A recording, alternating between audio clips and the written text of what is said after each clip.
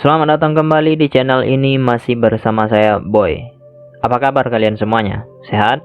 Saya doakan semoga kalian selalu diberikan kesehatan dimanapun kalian berada. Kali ini saya akan berikan alur cerita dari film Korea yang berjudul Door Lock yang rilis pada tahun 2018 lalu.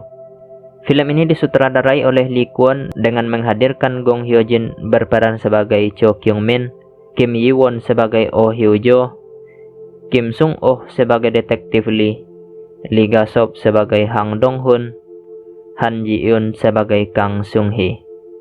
Sebelum lanjut, seperti biasa untuk kalian yang belum pernah menonton film ini, kita ingatkan jika ini adalah spoiler.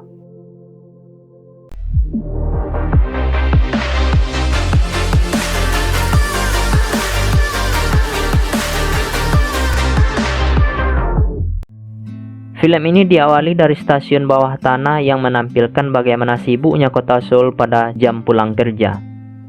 Saat itu kita melihat seorang wanita cantik dalam perjalanan pulang menggunakan bus pada malam itu. Saat dia sudah sampai di rumahnya, dia mendapati lampunya tidak bisa menyala. Wanita itu kemudian seperti mendengar suara di dalam rumahnya itu. Lalu kemudian mengecek ke sumber suara yang dia duga berasal dari dalam lemari. Setelah dicek, ternyata tidak ada apa-apa di sana. Tapi saat itu kita melihat seseorang telah berada di belakangnya, dan saat dia berbalik badan, orang misterius tersebut langsung menyerangnya. Setelah itu kita akan beralih kepada dua orang sejoli yang sedang tidur. Sang pria kemudian terbangun karena alarm dari arlojinya berbunyi. Dia kemudian meninggalkan rumah itu. Sementara cewek yang bernama Kyung Min baru bangun beberapa saat kemudian.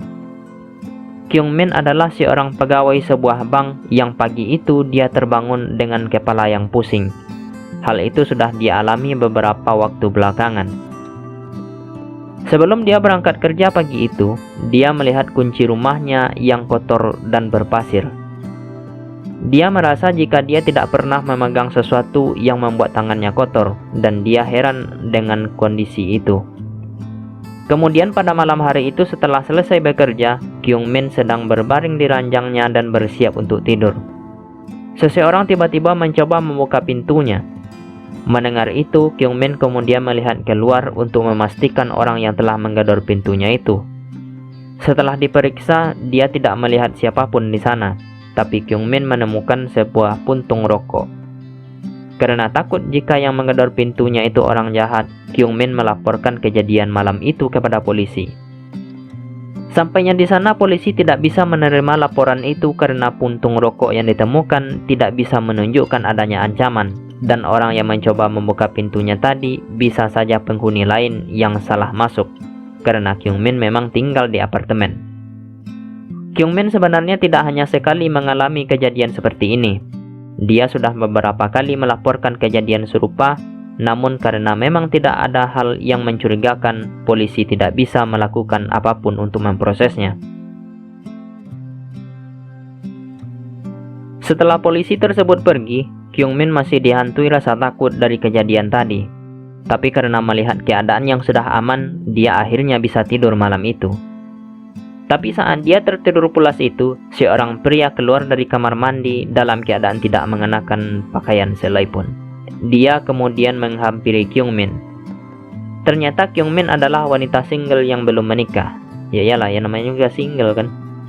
Dia adalah wanita single yang juga jomblo. Nah lo, jadi siapa nih pria? Keesokan harinya, Kyung Min kembali bangun seperti biasa dengan keadaan yang pusing.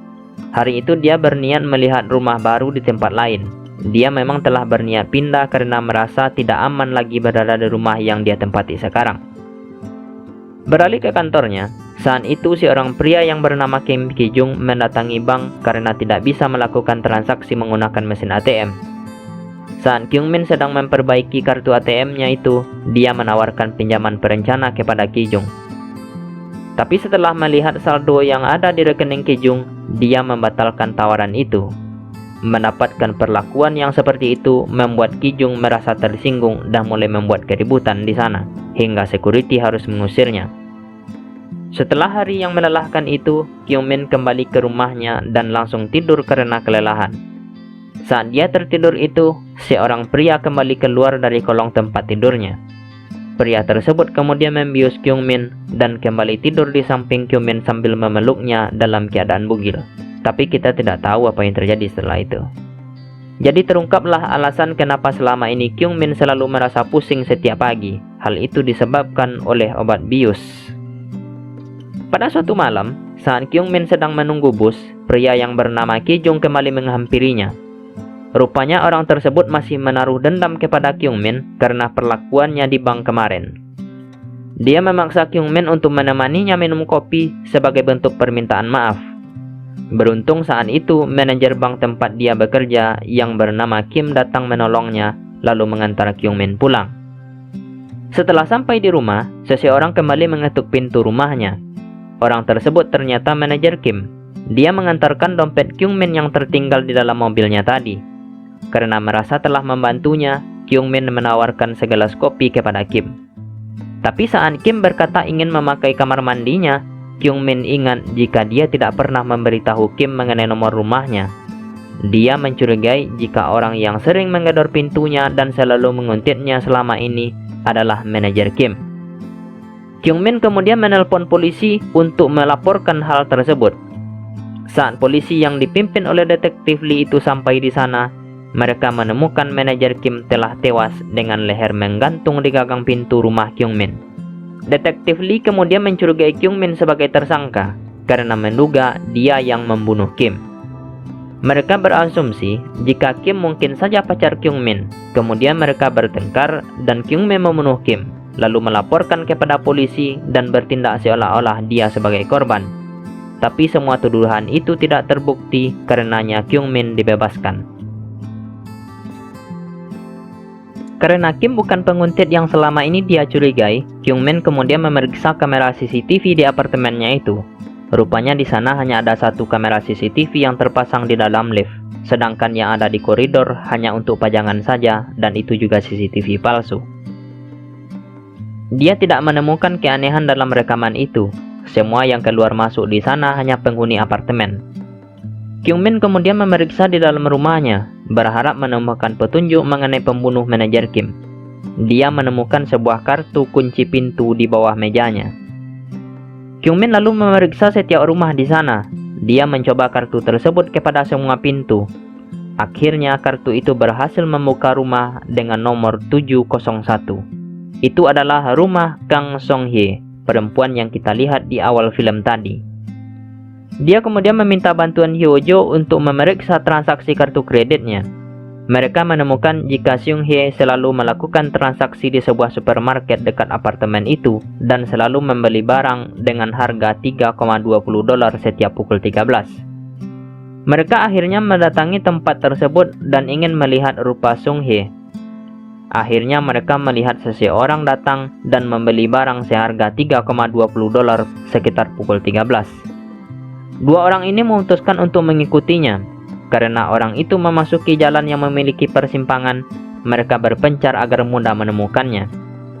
Kyung Min kemudian melihat sebuah rumah yang dipenuhi tumpukan sampah barang yang dibeli oleh orang tadi. Dia kemudian memasuki pagar rumah itu dan menemukan jika rumah di sana dipasangi kunci dengan merek dan warna yang sama dengan rumahnya. Dia kemudian mencoba memasukkan nomor PIN asal-asalan, tapi gagal. Kemudian dia mencoba memasukkan nomor PIN rumahnya dan ternyata pintu itu terbuka. Di dalam rumah itu dia dikagetkan dengan ditemukannya seorang wanita yang terikat di sebuah ranjang. Perempuan tersebut adalah Seung Hye. Saat dia mencoba menghubungi Hyo-jo, seseorang tiba-tiba memasuki rumah itu. Kyung Min kemudian bersembunyi di balik meja. Saat itu dia melihat hal yang lebih menakutkan jika perempuan tersebut telah diamputasi. Rupanya orang tersebut adalah pria cabul yang selama ini memeluk Kyung Min saat sedang tidur. Dia mengatakan jika tidak lagi menginginkan Seung Hye karena telah menemukan wanita lain yang tinggal di lantai bawah rumahnya. Wanita yang dimaksud adalah Kyung Min. Karena itu pria cabul tersebut membunuh Seung Hye dengan cara memutilasinya. Saat Kyung Min mencoba kabur, dia ketahuan oleh orang itu. Dia berusaha untuk melarikan diri, namun saat bersembunyi di sebuah ruangan, dia ketahuan oleh pria yang menakutkan itu. Beruntung saat itu Hyojo datang dan menabraknya dengan keranjang belanja. Polisi kemudian akhirnya datang, sementara pria itu berhasil kabur. Polisi kemudian mencurigai Kim Ki-jung sebagai tersangkanya, karena dia terlihat dalam rekaman CCTV apartemen Kyung-min itu sedang menguntit Kyung-min. Polisi menahan Ki-jung dan menunggu hasil tes forensik untuk mendapatkan sidik jarinya. Namun Ki-jung dibebaskan karena tidak cukup bukti. Singkat cerita, Kyung-min akhirnya pindah ke rumah baru yang telah dia beli sebelumnya. Sementara itu Ki-jung mencari dia ke apartemen lamanya dan berpura-pura sebagai sepupu Kyung-min. Karena itu resepsionis di sana memberikan alamat baru Kyung-min kepadanya. Setelah itu, Kyung-min kemudian mendapatkan telepon dari nomor Hyojo. Tapi orang yang menelponnya ternyata bukanlah Hyojo, melainkan penguntit yang selama ini menerornya. Dia kemudian berniat melukai Hyojo saat sedang tertidur. Melihat itu, Kyung-min langsung bergegas menuju rumah Hyojo. Tapi saat dia berusaha untuk membuka kuncinya, Ki-jung tiba-tiba muncul dan langsung menghajar Kyung-min. Beruntung karena ternyata detektif Lee selama ini sudah mengawasi gerak-gerik Ki-jung dan langsung mengetahui kejadian itu. Sementara Hyojo hanya mengalami luka lecet pada kakinya dan bisa dioperasi. Polisi akhirnya sekarang telah menangkap Ki-jung dan sedang menunggu hasil tes forensik untuk menemukan kecocokan DNA dia dengan yang ada di kapak dan gergaji yang digunakan untuk melukai Hyojo sebelumnya. Lee meminta Kyung-min untuk tidak perlu khawatir lagi. Dia kemudian memberikan kamera pengawas kepada Kyung-min untuk berjaga-jaga. Setelah kembali dari rumah sakit, Kyung-min bertemu dengan Han Dong-hun saat sedang berbelanja di supermarket. Dong-hun adalah petugas kebersihan di apartemen lamanya. Dia merasa tidak nyaman dengan keberadaan Dong-hun itu. Perasaannya itu semakin tidak tenang karena melihat Dong-hun membeli barang dengan harga $3,20 dan dia memakai jam tangan yang sama dengan orang yang membunuh Sung-hye sebelumnya. Saat kembali ke rumahnya, dia mendapatkan telepon dari Lee untuk tetap berada di dalam rumahnya karena Ki-jung telah dibebaskan. Tapi Ki-jung baru saja ditemukan tewas dan Lee menduga jika penguntit itu masih berkeliaran.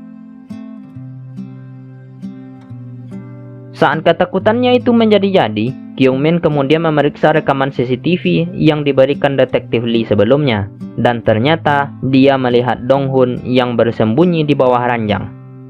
Melihat itu, dia berniat kabur secepatnya. Namun sebelum berhasil dilakukan, Dong-hun menangkapnya. Saat kembali terbangun, dia sudah berada di atas ranjang sambil dipeluk oleh Dong-hun. Sedangkan Lee mendapatkan informasi dari bawahannya jika Dong-hun dulu pernah bekerja di tempat Kyung-min, namun tiba-tiba berhenti sehari setelah Ki-jung tewas. Polisi berhasil menemukan catatan masa lalunya jika Dong-hun pernah bekerja di sebuah hotel dekat Danau Yangpyeong. Namun hotel tersebut sekarang terbengkalai setelah seseorang ditemukan meninggal secara misterius pada tahun 2010 lalu di sana. Kembali kepada Kyung-min, Dong-hun mengatakan jika dia boleh kabur dari sana, tapi dengan syarat jika dia tidak berhasil melewati pintu, maka kakinya akan dipotong satu persatu. Mendengar itu, Kyung-min kemudian menggigit telinga Dong-hun dan berlari dari ruangan itu. Saat Kyung-min bersembunyi di sebuah kamar hotel tersebut, detektif Lee ternyata sudah sampai di sana. Saat dia mendengar teriakan Kyung-min dan mencoba menghampirinya, dia diserang dari belakang oleh Dong-hun. Perkelahian pun tidak terhindarkan di antara mereka. Namun rupanya psikopat Dong-hun punya kemampuan yang lumayan terampil, sehingga dia berhasil menghabisi Lee. Dia sekarang berniat memotong kaki Kyung-min karena telah gagal kabur mencapai pintu. Beruntung karena Kyung-min berhasil menjatuhkannya dengan menarik karpet yang diinjak Dong-hun. Setelah Dong-hun kembali bangun, dia kemudian melempar Kyung-min ke sebuah lemari yang membuat lemari itu roboh dan mereka sekarang terkurung di dalamnya. Karena tangan Dong-hun tersangkut pada paku, membuat Kyung-min memiliki kesempatan untuk kabur. Namun Dong-hun berhasil melepaskan tangannya dan sekarang dia berniat membunuh Kyung-min karena telah menolaknya. Tapi Kyung-min akhirnya berhasil membunuh Dong-hun setelah mendorongnya ke paku dinding lemari tersebut dan dia berhasil selamat. Karena pembunuhan itu, Kyung-min harus menjalani sidang. Hasil sidangnya memihak kepada Kyung-min dan menganggap itu sebagai pembelaan diri.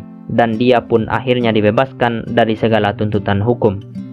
Setelah semuanya berakhir, Kyungmin kembali ke rumahnya dan untuk memastikan semuanya aman, dia kembali memeriksa kolong tempat tidurnya dan film ini pun selesai. Dasar psikopat gila emang. Cinta ditolak, kapak bertindak. Itu dia alur cerita dari film Door Lock. Terima kasih buat kalian yang sudah menonton video ini. Jangan lupa untuk dukung channel ini dengan cara subscribe dan aktifkan tombol loncengnya. Admin pamit, sampai jumpa di next video dan wassalam.